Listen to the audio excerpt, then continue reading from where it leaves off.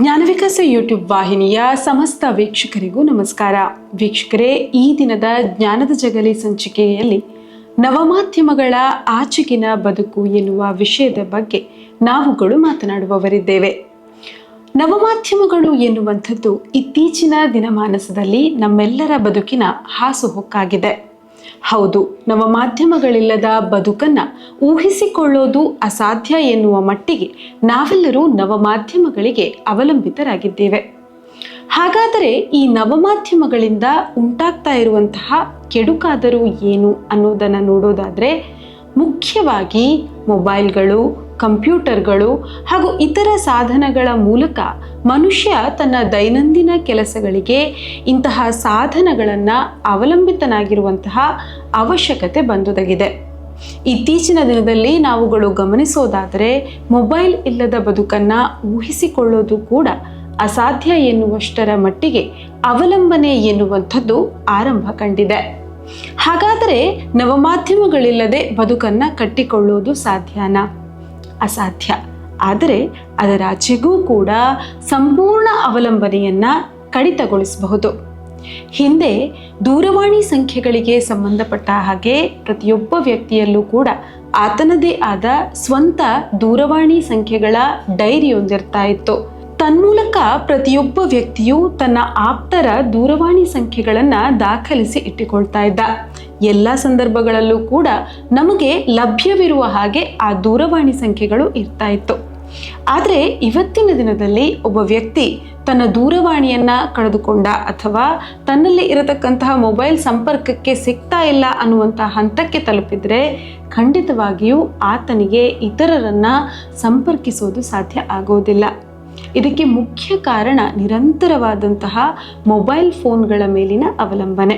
ಹಿಂದೆ ಮನುಷ್ಯನಿಗೆ ತನಗೆ ಸಂಬಂಧಿಸಿದಂತಹ ದಾಖಲೆಗಳ ಬಗ್ಗೆ ಸ್ಪಷ್ಟವಾದಂತಹ ಮಾಹಿತಿ ಇರ್ತಾ ಇತ್ತು. ನಮ್ಮ ಆಪ್ತರ ಹುಟ್ಟಿದ ದಿನಾಂಕ, ನಮ್ಮ ಆಪ್ತರಿಗೆ ಸಂಬಂಧಪಟ್ಟಂತಹ ವಿಷಯಗಳ ಬಗ್ಗೆ ನಮಗೆ ಸಾಕಷ್ಟು ತಿಳಿದಿರ್ತಾ ಇತ್ತು. ಆದರೆ ಇವತ್ತು ಎಲ್ಲ ವಿಷಯಗಳಿಗೆ ಕೂಡ ನಾವು ಮೊಬೈಲ್ನ ಮೇಲೆ ಅವಲಂಬಿತರಾಗಿದ್ದೇವೆ. ಏಳುವ ಸಮಯದಿಂದ ತೊಡಗಿ ನಮ್ಮ ಆ ದಿನದ ಚಟುವಟಿಕೆಗಳವರೆಗೂ ಮೊಬೈಲ್ ನಮಗೆ ನೆನಪಿಸಿದ ನಂತರವೇ ನಮ್ಮ ದಿನದ ಚಟುವಟಿಕೆಗಳ ಬಗ್ಗೆ ನಮಗೆ ತಿಳಿಯುವಂಥದ್ದು. ಹಾಗಾದರೆ ಈ ಅವಲಂಬನೆಯನ್ನು ಕಡಿಮೆ ಮಾಡುವಂಥ ಅವಶ್ಯಕತೆ ಏನು?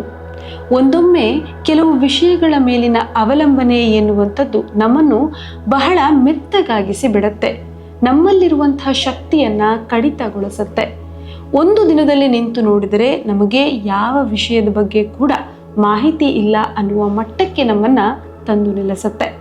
ಹಾಗಾಗಿ ನವಮಾಧ್ಯಮಗಳನ್ನು ನಾವು ಎಷ್ಟು ಬೇಕೋ ಅಷ್ಟರ ಮಟ್ಟಿಗೆ ಮಾತ್ರ ಬಳಸಿಕೊಳ್ಳುವಂಥದ್ದು ಬಹಳ ಮುಖ್ಯ.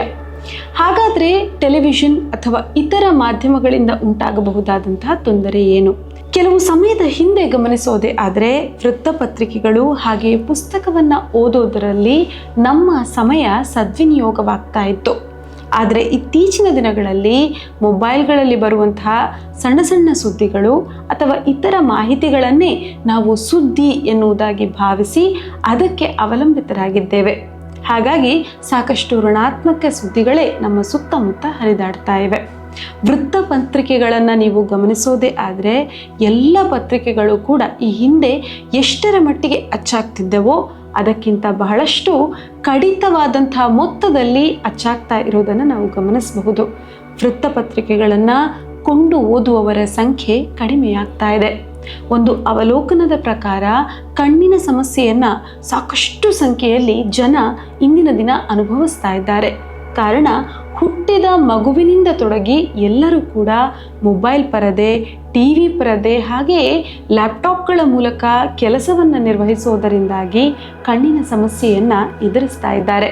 ಪುಸ್ತಕಗಳು, ವೃತ್ತಪತ್ರಿಕೆಗಳನ್ನು ಓದುವಂತಹ ಹವ್ಯಾಸ ಸಾಕಷ್ಟು ಕಡಿಮೆಯಾದದ್ದನ್ನು ನಾವಿಲ್ಲಿ ಗಮನಿಸಬಹುದು.